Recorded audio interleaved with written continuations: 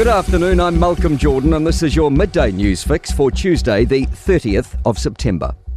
Donald Trump is optimistic his Gaza peace plan, now accepted by Israel, can happen. Hamas has received the deal but hasn't so far signalled agreement. Terms include the war ending, hostage returns, Israeli troops pulling back, and creating an interim government made up of Palestinians and experts like former British Prime Minister Tony Blair.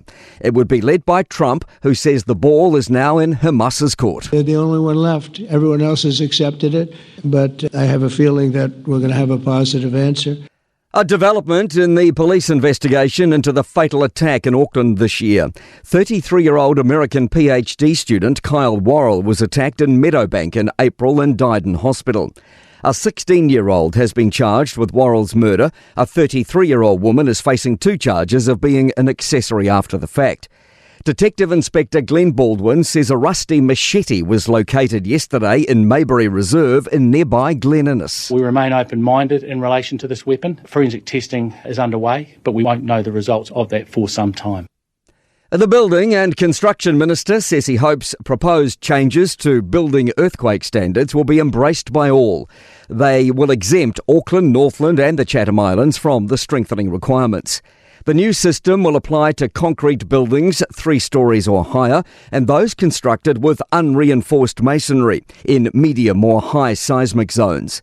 Minister Chris Penk says he's been collaborative in hammering out these rules. Good engagement with Labor and actually the Greens as well throughout the process. And I say the process because actually it's been a year or so now since we first started talking seriously about doing something about this.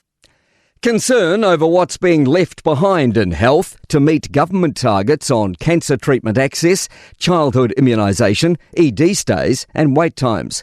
Latest stats show immunisation is up 5% to 82% and ED stays have improved by just over 2%.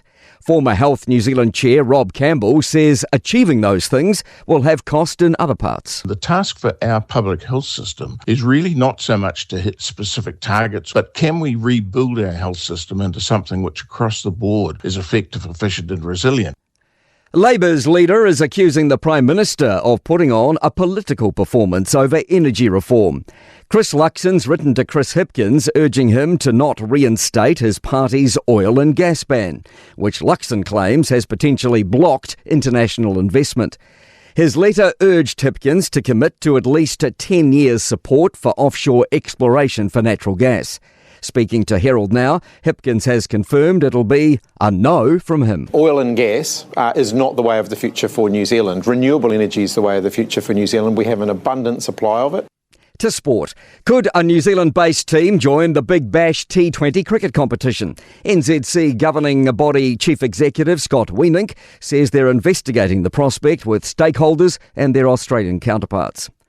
ICC Associate Member Nepal have made a Sherpa Tenzing-like stride in the cricketing world, beating the test-playing West Indies in a 3-match T20 series with a game to spare.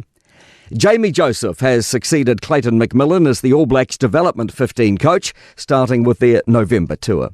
I'm Malcolm Jordan. That's your latest news fix. We'll be back with the next update at 5 p.m. from the Newstalk ZB newsroom.